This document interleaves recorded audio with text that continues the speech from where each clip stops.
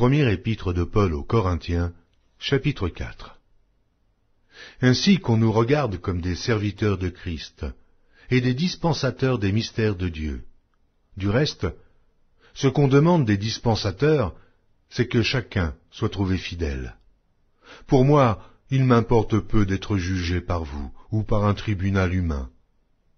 Je ne me juge pas non plus moi-même, car je ne me sens coupable de rien. Mais ce n'est pas pour cela que je suis justifié. Celui qui me juge, c'est le Seigneur. C'est pourquoi ne jugez de rien avant le temps, jusqu'à ce que vienne le Seigneur, qui mettra en lumière ce qui est caché dans les ténèbres, et qui manifestera les desseins des cœurs. Alors, chacun recevra de Dieu la louange qui lui sera due.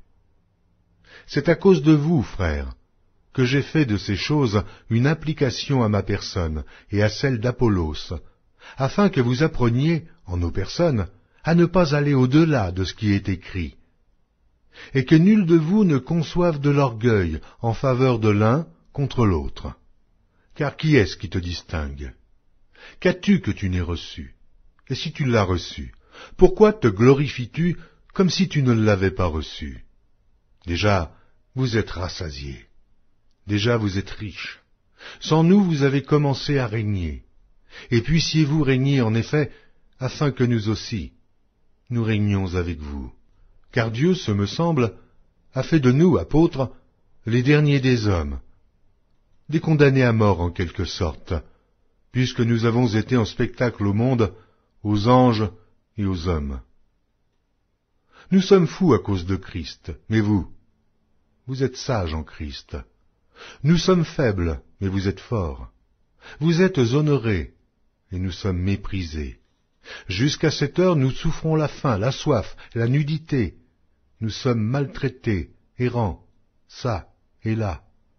Nous nous fatiguons à travailler de nos propres mains. Injuriés, nous bénissons. Persécutés, nous supportons. Calomniés, nous parlons avec bonté. Nous sommes devenus les balayures du monde, le rebut de tous, jusqu'à maintenant. Ce n'est pas pour vous faire honte que j'écris ces choses, mais je vous avertis, comme mes enfants bien-aimés.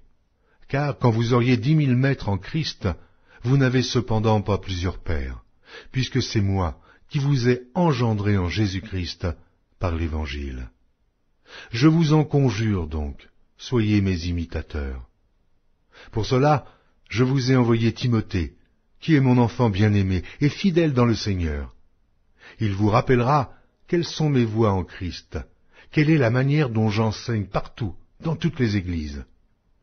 Quelques-uns se sont enflés d'orgueil, comme si je ne devais pas aller chez vous. Mais j'irai bientôt chez vous, si c'est la volonté du Seigneur, et je connaîtrai, non les paroles, mais la puissance de ceux qui se sont enflés. Car le royaume de Dieu ne consiste pas en paroles, mais en puissance.